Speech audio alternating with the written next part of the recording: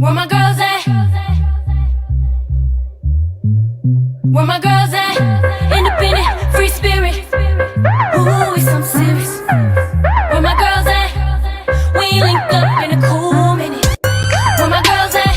It's going down, down. Where my girls at? It's going down, down. It's going down tonight. We going out tonight. Yeah, right. We going out tonight. It's going down tonight. Yeah, right. It's going down tonight. We going out tonight. Yeah, right. We going out tonight. Thursday, it's Tell the Truth and Shame the Devil Thursday, okay? We got lots to talk about on today. Well, we want to take this time to welcome you to We Got Issues on 9:10 a.m. The Superstation. You are here with the Force of Friendship. We come to you live every Monday through Friday from 6 to 7 p.m. And we are excited to have this time to talk to you, to talk about issues, to bring you some laughter, some light, and some lessons. And I'm going to tell you along the way, and it's been over 9 months since we've been doing this, you guys have taught us some stuff as well. So when I tell you, we have a blast coming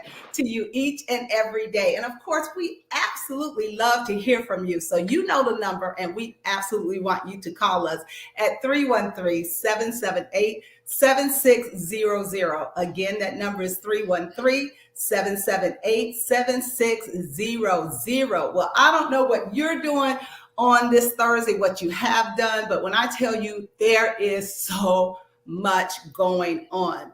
And I don't know if my girlfriends have been watching the news, and we'll talk about some of the things that are in the news, but of course, all eyes are on all of these various court cases that are going on around the country. It's not just one, it's not just two, it's not just three. So much is going on. And I know you have your opinions about what is going on in the news. Well, you know what?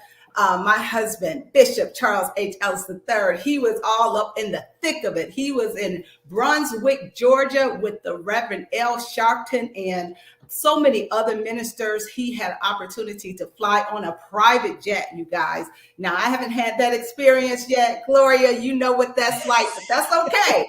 That's okay. It's coming real soon. It's coming. It's coming. But they converged on the court steps of that courthouse. And when I tell you, I talked to Chuck and he said the ministers, the pastors, the people were out in record numbers, and they are just praying that justice is done in the Ahmaud Arbery case. And so we're praying along with everyone else, because we know justice when we see it. And if you've been tuned into that court case, into the witnesses, and when you listen to all of the testimony, and maybe you can say, I'm not even going to say I'm biased. I mean, if you are a reasonable person and you're listening to, how they just ran down this young man that was just out jogging. I mean, for real. And take his life. It's just horrible. It really is. And so I know I'm feeling some kind of way. I know that in the African-American community, we are all feeling some kind of way. We are on pins and needles. We are praying for the best, hoping for the best.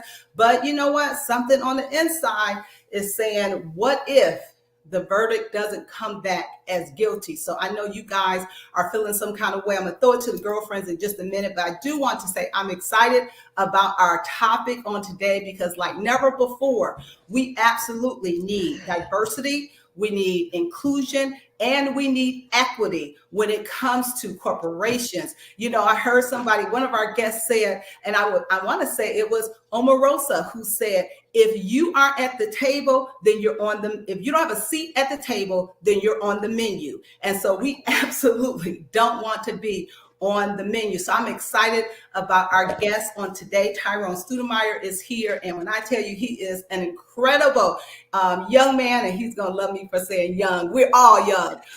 We got issues, but he is doing a fantastic job for the Hyatt Regency Corporation, and we will meet him in just a few minutes. And so, oh my God, my girlfriends are looking absolutely fabulous. I didn't get the memo. You know, they're sporting their black, look, wait a minute. I just want y'all to know, those of you that are listening, you can't see. If you want to see, trust me, you need to go to our Facebook page, either the Force of Friendship or the 9:10 a.m. Facebook page. Sabrina and Gloria and Caterina, they got the menu. It almost looked like they're going to an after 5 party, and I wasn't invited. I'm the only one that wasn't invited, and I'm feeling some kind of way, but it's all good. Because you know what? We got issues, and I got an issue with that. Okay, but I'm going to throw it over to my girlfriend, Gloria. What's going on in Ellicott? Yeah. Girl, you know there's no party without you. You know there's no party without you. Mm-hmm. Your man is on CNN, on the private jet, praying for the world. There's no party without you. We were like, she's like, ooh, look at my baby on TV. I said, yeah, look at our baby on TV. You know we share everything. Don't even try it. Don't even try it. We got issues, and we the force of the friendship, showing real friendship. You guys, you got to smile through it. You got to smile through it because you have to smile through it, but it's a tough moment. There's been some good times today.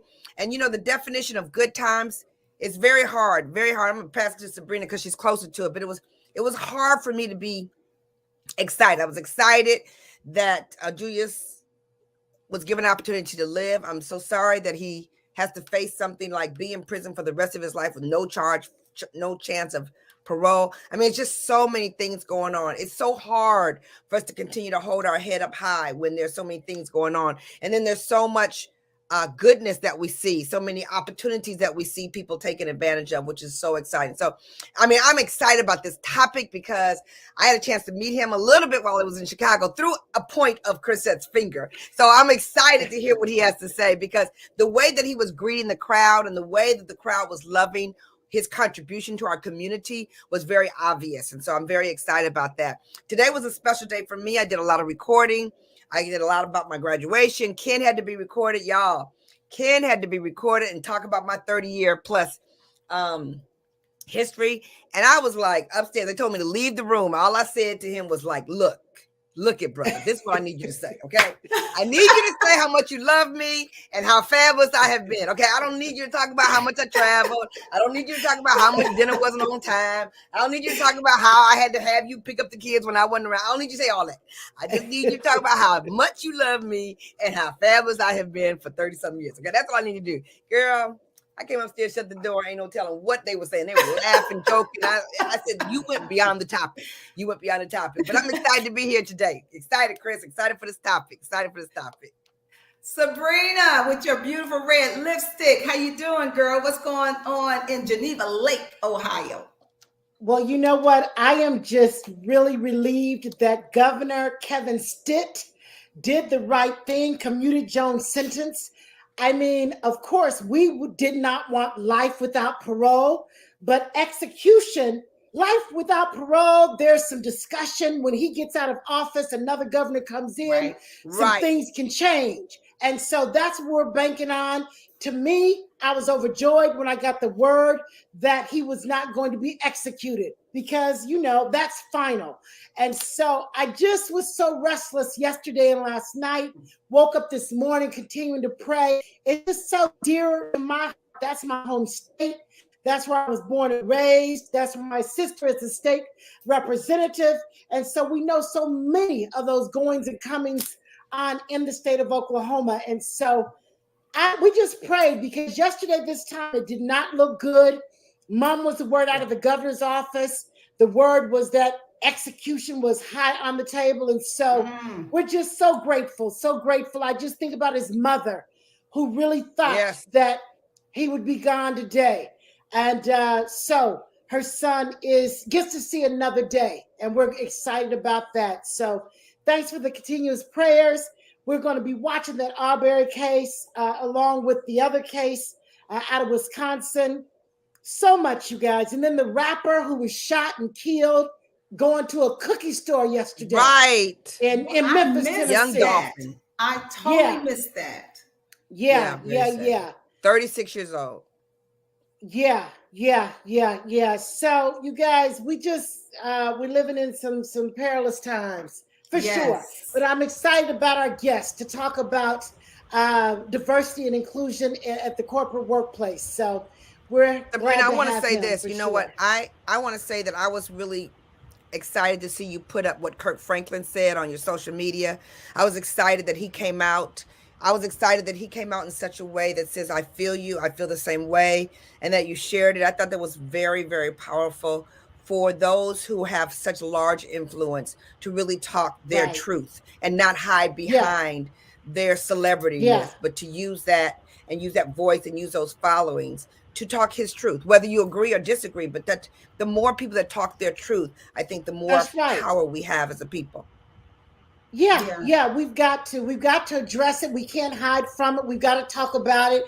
And it just came across my social media just when I was feeling some kind of way and I didn't know how to put it in words. And his words were so perfect. That's why, I just had to share. So that was good. Thanks, Gloria.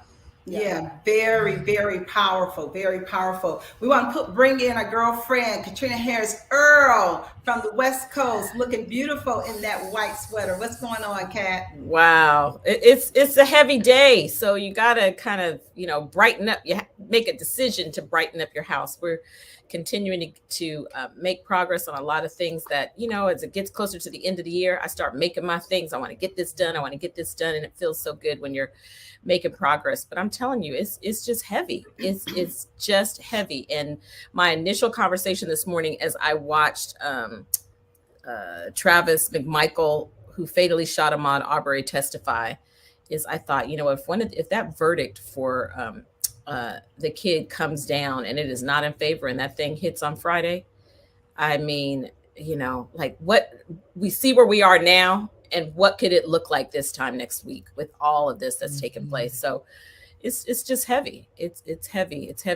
So I'm excited to talk with our guest today, who is giving us hope about how we make a difference, because economic power and diversity in these corporations is so important. We've talked about it this week, Gloria, with entrepreneurship. And so I'm really excited about seeing this. And, we all love to travel the world. So I'm really excited to hear the perspective of what Tyronne brings to the table today. So passing it back to you, Chris, looking beautiful in your new house. Thank you. Yes, excited. Well, you guys, I am excited to bring to the stage our guest, Tyronne Stoudemire. Let's bring him in. There he is. Welcome. Hey, to our show. Hey, I am super honored. I'm super honored. I got 3 fabulous women. I'm the luckiest man in the world. I'm the luckiest man in the world right about through here. Wow, I'm joining the conversation.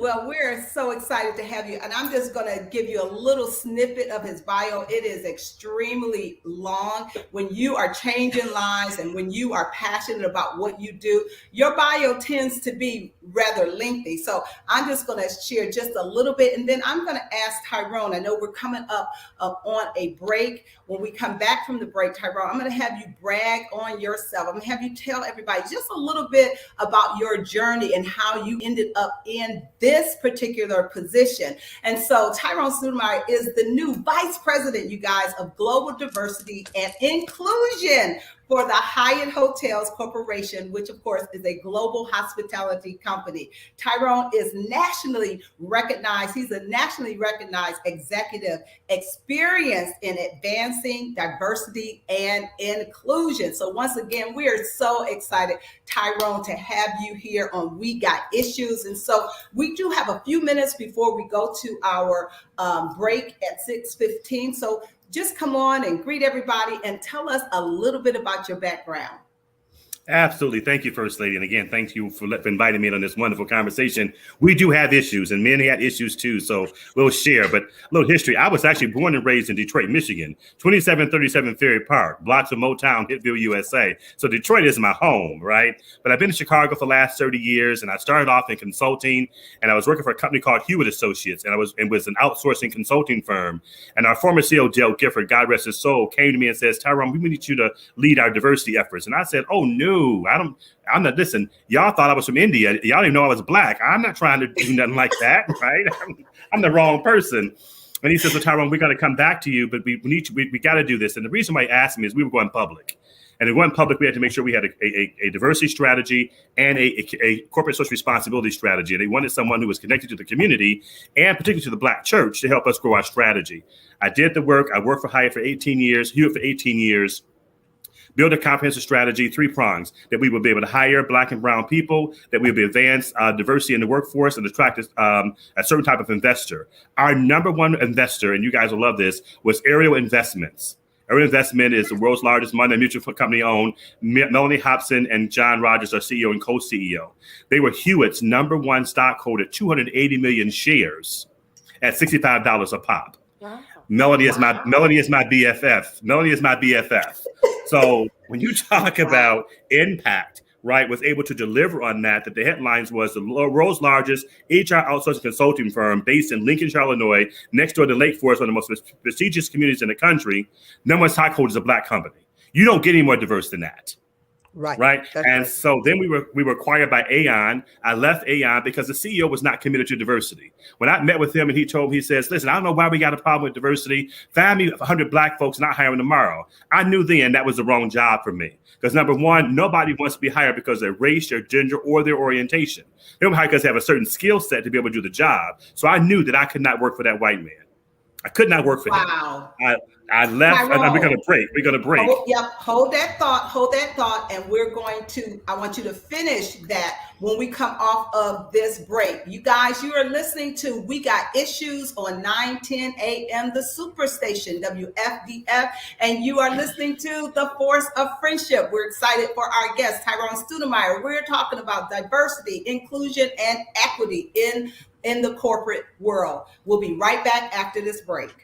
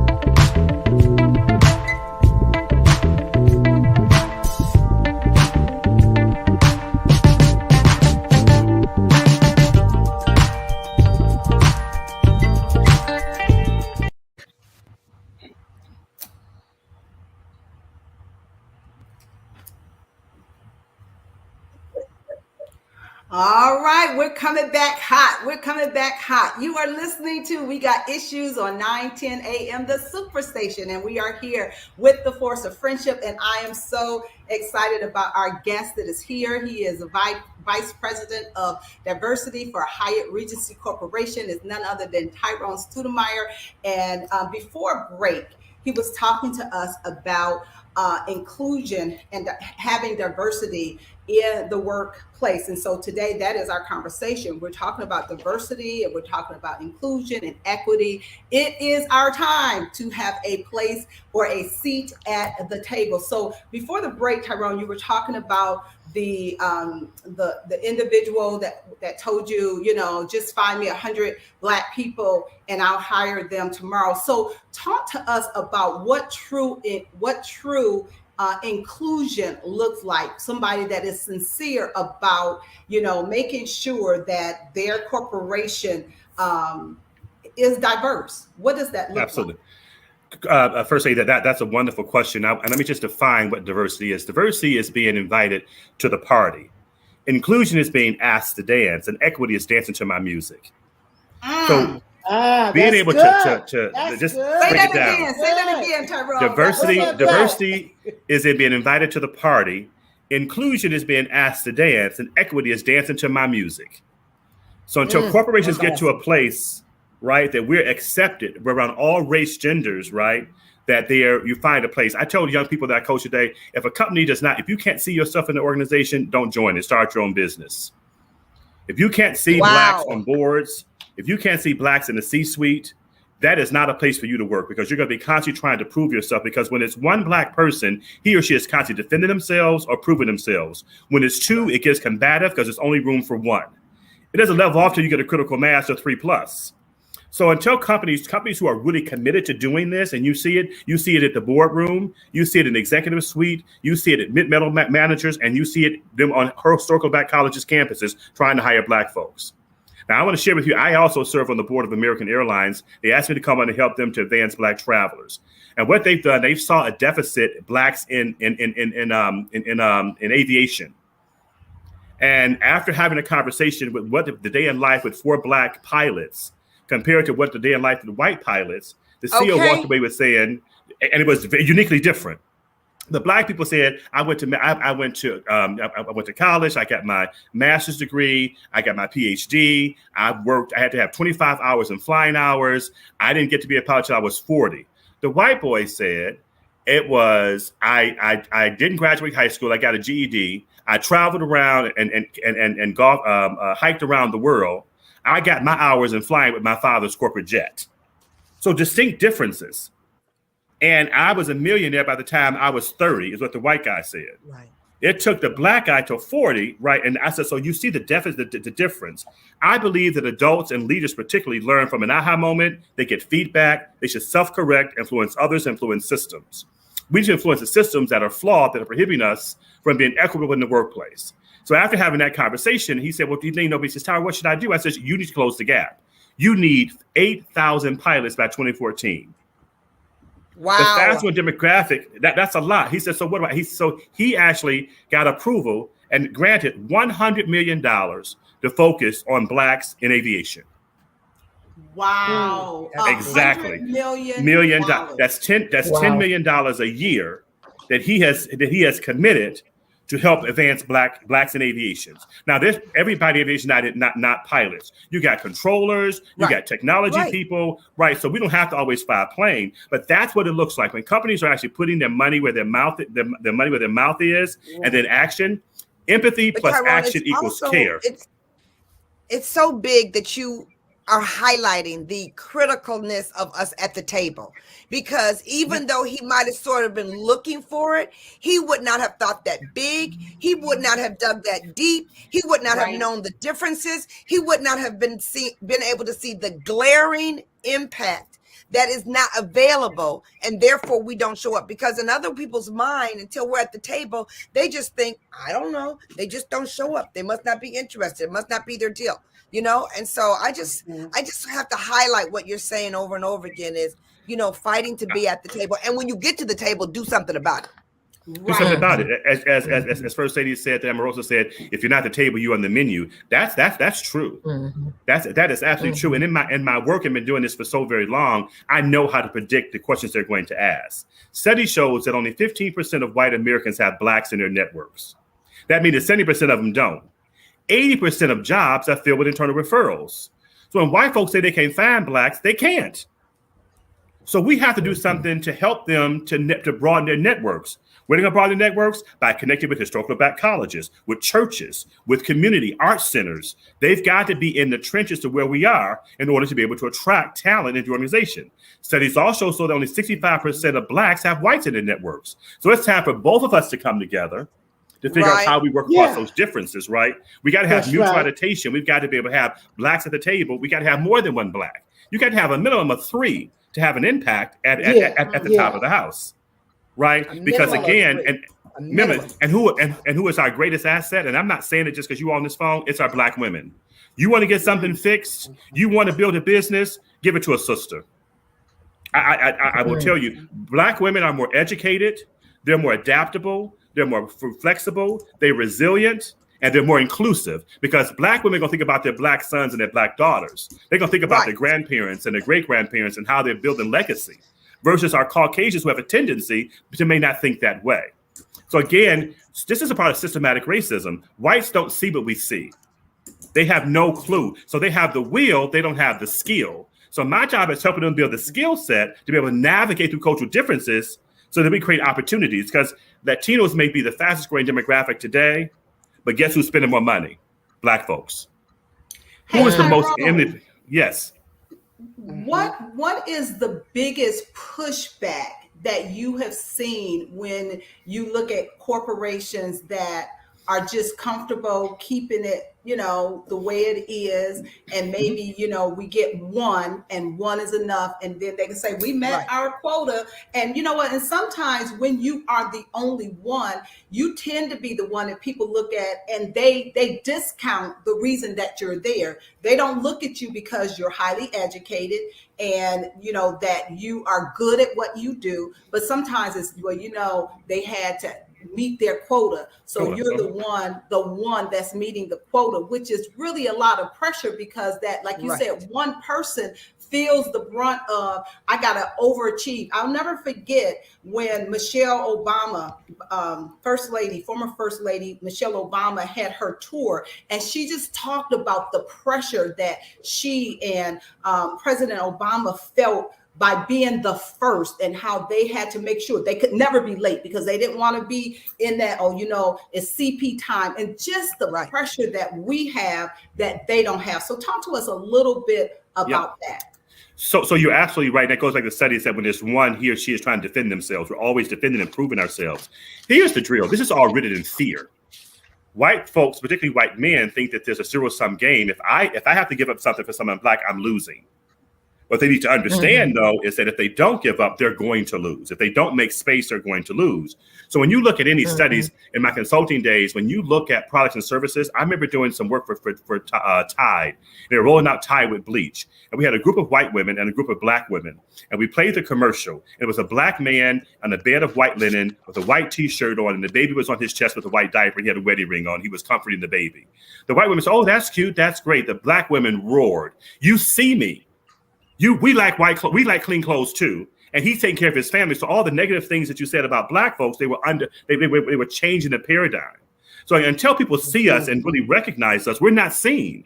We become a part of the woodwork. We become the one of, we got our one. And for me, half time they think I'm from India. They don't even think I'm black. So I get to hear what they say about black folks, right? And I get to have the correct. The white guy said to me, I get to hear, right? And I said, he says, "Tyronne, if black folks don't like being here in America, why don't they go back to Africa?" My response to that was, you can't return stolen merchandise. There's no policy to return stolen merchandise, right? Let me just break, because they have to be shocked into it. It's a fear factor for them. They're afraid that if I make the way, there is not an industry that we're in that we did not exceed. Sports, arts, entertainment, businesses. That's right. This country was in a hell in a handbasket, and it was a black president that got us straight. We don't need no commercial. You can't return stolen property. You cannot return stolen property. We don't have time for no commercial. is where we're going to take a break. Drop the mic. Okay. Drop the mic moment. We're going to come right back. You are listening to We Got Issues on 9:10 a.m. That was a drop the mic moment. We'll be right back after we pay some bills.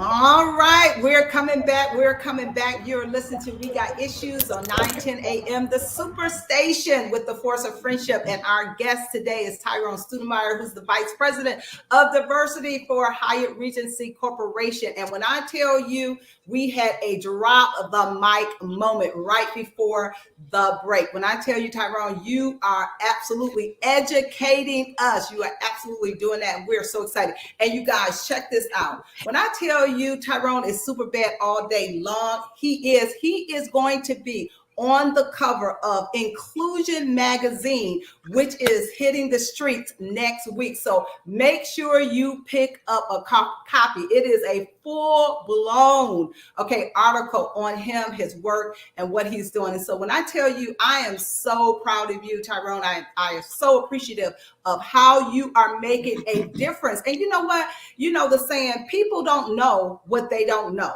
Okay. And so sometimes it's not always that, people are racist or bigoted. And sometimes it's just they don't know.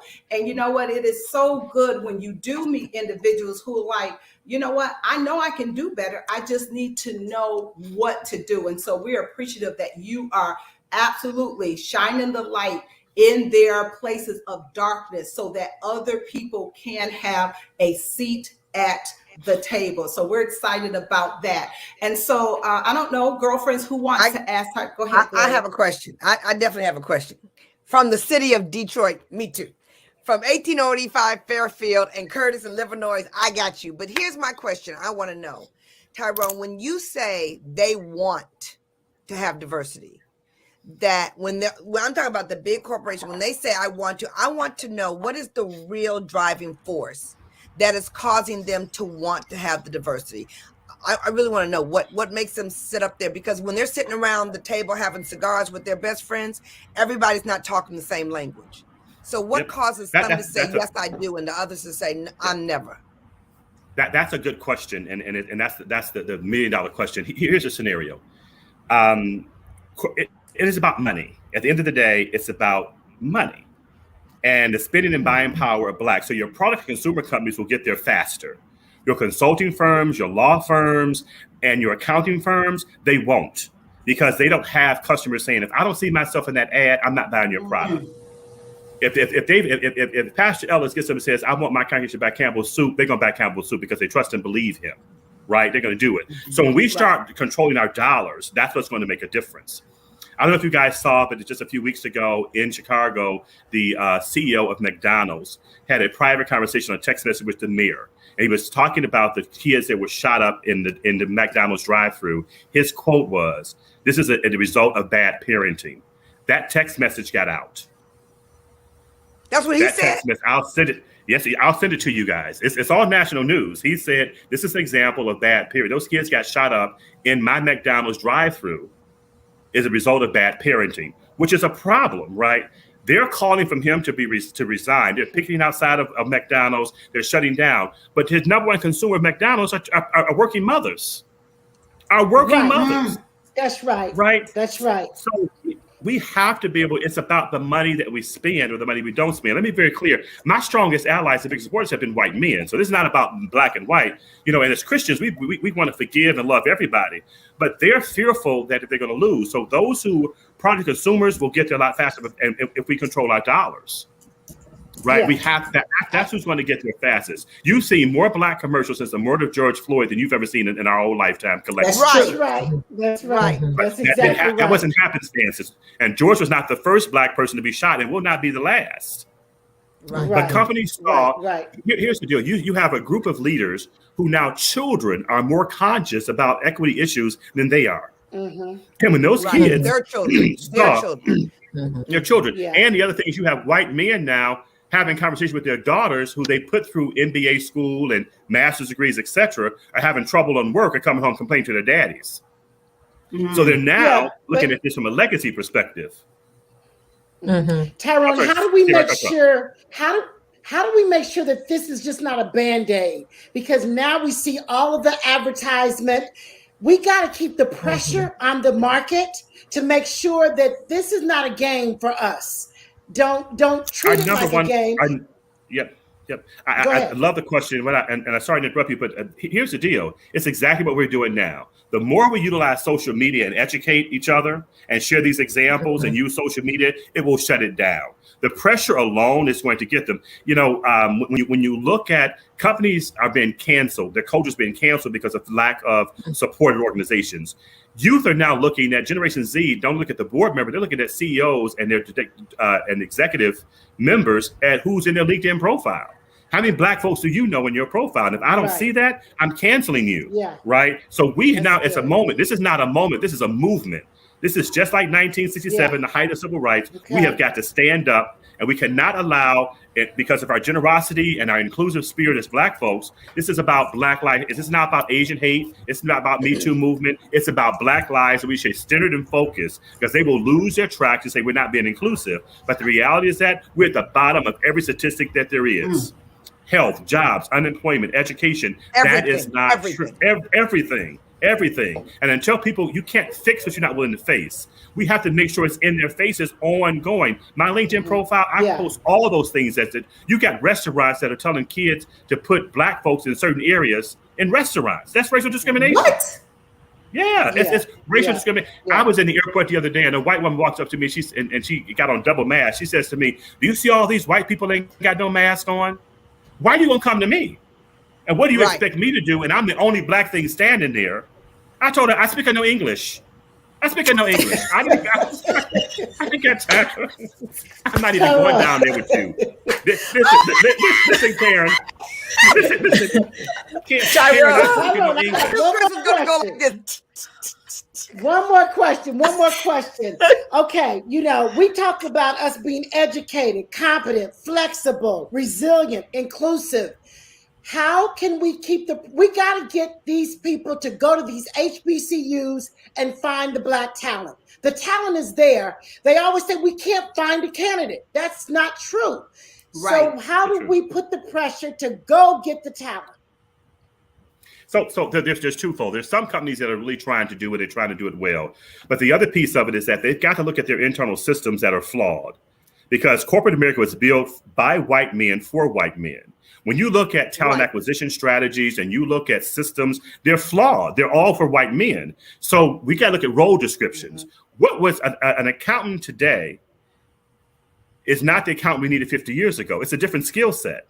And so you're going off a profile that fits me and fits my community, not the profile of someone who's gone on and has this 4-year degree or this or master's degree, right? So you got to look at your internal systems and make sure they're audited to make sure they're equitable and rewrite role portraits. You got to go from internships to full-time jobs. They do the thing, we bring them in, just an intern, and we make them do these frivolous jobs, but we don't bring them back for hire. They got to be held accountable for that. If I'm going to make an investment of $10,000 to bring in a youth and as a junior in college, you best believe they're going to be a top candidate for that job, because I've just used a year training them. So it's hold them accountable from the beginning of the time. So you got to build and buy talent.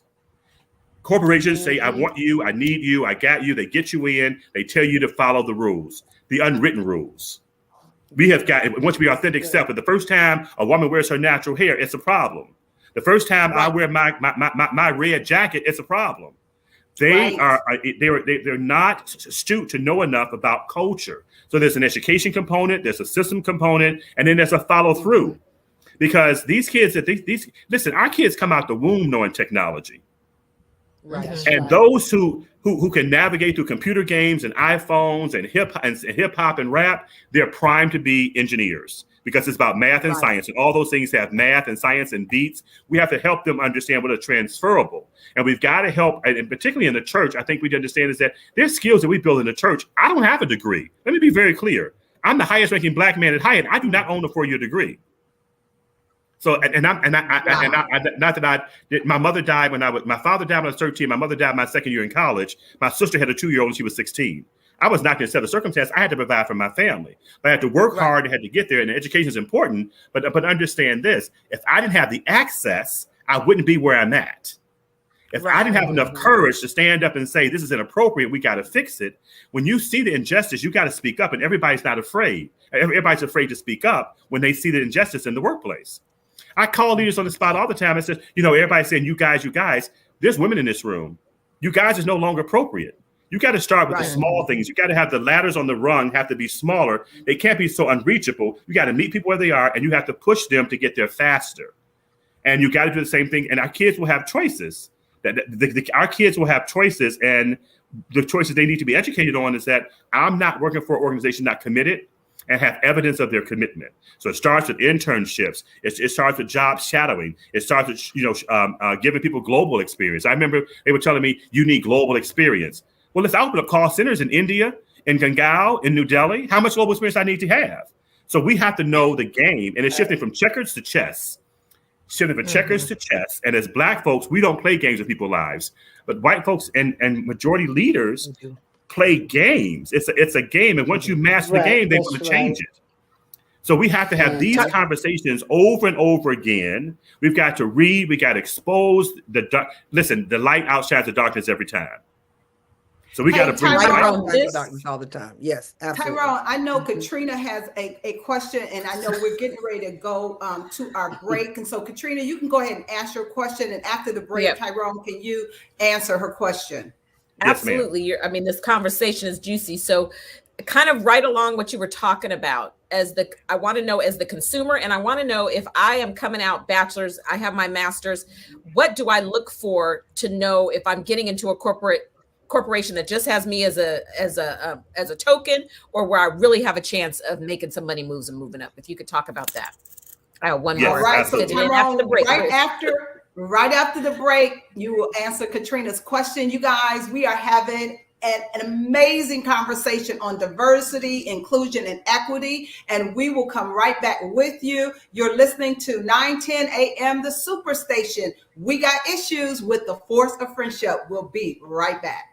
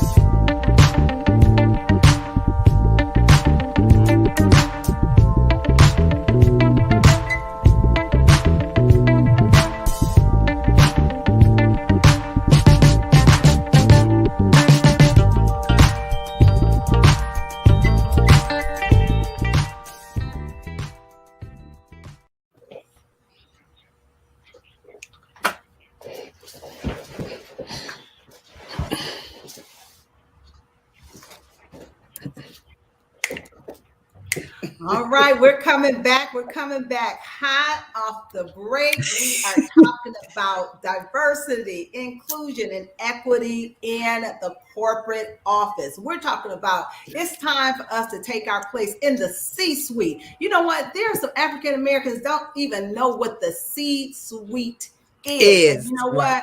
We need to change that. So prior to the break, I know, Caterina, you had a very powerful question. I'm going to have you just reiterate that. And then Tyronne, if you don't mind answering her questions, that'd be great.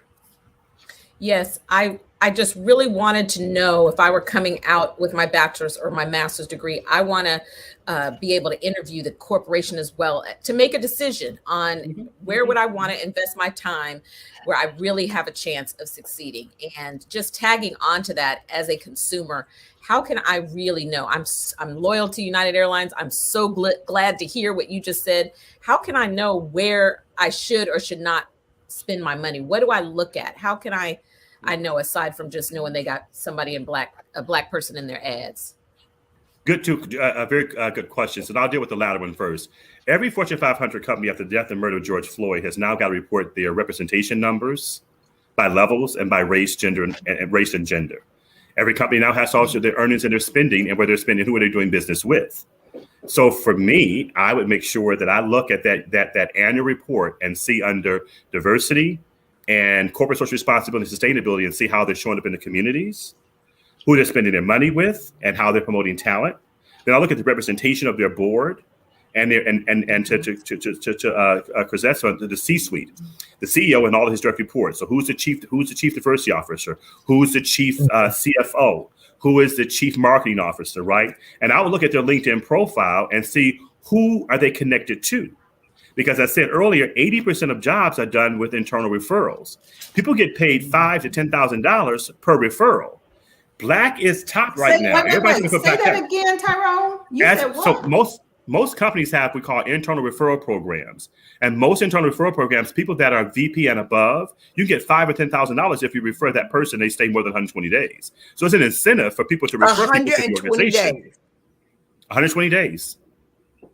After that 120 days, they're then compensated. So some people go all the way up to 20,000. It depends on the level and the need. So internal employees don't even know that exists in most cases. It's an internal referral program that I know that Crisette has a certain skill set and she has the background, and I refer her. She gets hired and she stays in the organization. I get a bonus. I get a referral fee. Most people don't know that exists in the organization. And oftentimes, because people not having a good experience themselves, I'm referring to my friends here because I ain't having a good opportunity. So I don't bring anybody in here that I'm responsible for. So one, you want to make sure that year report, the data's out there, starting points, and they're not growing. Who are they associated with? Everybody should have a historical black college strategy, no matter who they are, and they should be publicizing that. Everybody should be able to tell you where they're spending their money as it relates to giving back to corporations. 6.7 million people resigned from their employer in August because employers did not show enough empathy, care towards the death of George Floyd. Wow. And showing empathy because of the pandemic and forcing people to come back to work and prove that 6.7 in 1 month. Study shows that 50%, crazy numbers, but I didn't know it was because of that. Oh yeah, it was a lack of empathy, a sense of not belonging, not inclusive, not being able to progress in the organization. They said, enough of this. I'm going to go someplace else. When people were forced, there was an African American female that was interviewed. Is it everywhere? Is it all everywhere, levels? across all industries. Wow. There's a tsunami of talent. Tyronne, where are they going? If 6.7 million left, what are they doing? Where are they going? And if they left one company, they're not going to find it somewhere else just because of the way of the world. So where are they going? Most of them are starting their own business, particularly women of color, particularly Black women. They're entrepreneurs. If I'm going to work this hard for this company, I can do this my damn self. I'm sorry. I can do this myself. Sorry. Right. I can do this myself, right? That's one occasion. In my industry from hospitality, they're leaving going to Amazon and Walmart. They have tuition reimbursements. They're paying more hourly, and it's a 9-to-5 job. In hospitality, it's 24/7. Right, we're trying to get heads in beds, right? So, and quite frankly, people are not when they're away from home, they're not that clean. Some of those rooms takes a whole lot of work to get them back before they can sell it to somebody else. So people are going into other industries and leaving hospitality. I know that for a fact. We have 5,000 jobs available today. 5,000. 5,000 jobs across our hotels. So Hyatt has about 1,200 hotels globally. We have about 50,000 employees, and we're in 56 countries. So we have, within the Americas, we have 5,000 jobs that are available today. So Tyronne, go ahead. Go ahead. To your comment about people are leaving and they're going to work for Amazon and Walmart. I don't know if you guys saw this commercial that Amazon came out with, and I'm gonna tell you, it's one of the best commercials that I've ever seen when it comes to a company trying to put the hook and reel you in. And it has all of these different people from all different walks of life, and they're just sitting and they're talking about what they need. I can only work 3 hours a week. I need college tuition. I need this, that, and the other. I need time off. And you know what? At the end of the commercial, it says, Amazon says, we got you. We got you. So what they're saying is, we will tailor make your job experience to fit your lifestyle. Now, who wouldn't want to work? And we hear you. We hear you. We acknowledge hear you. Yes. We hear you. We see you. They even now I have a friend of mine quit his engineering job and bought trucks. He has 5 trucks, and he is delivering products from Amazon warehouse to delivery to their stores. He has made $1 million in more than 8 months. Say that $1 million. $1 million. $1 million. You're going back and forth to the warehouse as many trips as you can. So there's a fee per truck that you're filling. So the more trucks you have, and the more people you employ, and all you got to have is a driver's license. So I can employ Pookie, Ray, and Shaquita. I'm going to go get me a truck. For somebody he's out, I'm going to get a truck. Pookie and Ray. I'm Pookie. I'm with them, right? And they ain't got to have the hassle and massle about somebody telling them you're late for work, you ain't doing this. They deliver the product, they go someplace else. That's right. Right? And it's just and for me, I'll be working 24/7. Yep. And then back to my environment, we're paying dishwashers $25 an hour. What? Unheard of it. Dollars an hour. American Airlines are paying their their flight attendants 3 times their base salary for bonus. 3 times their base salary to come to work. They get 1 out of 3 people call off every day. Huh? Say that again. Who's going to pay for that? The end user. But the reality is that their planes are full. We just opened up globally, so we're now doing planes to Europe. So they're going to make the money up, and the flights are inflated. So they can't get the flights off the ground if they don't have pilots and flight attendants. That's right. So they got to do something to get people in. And their issue that they're having is their customers don't want to wear masks. They're fighting on the plane. So I don't put myself at risk. If I go to work, I'm subject to get beat up because somebody doesn't want to wear their mask. So it's now a safety issue for employees. So now is our time. Now is our time.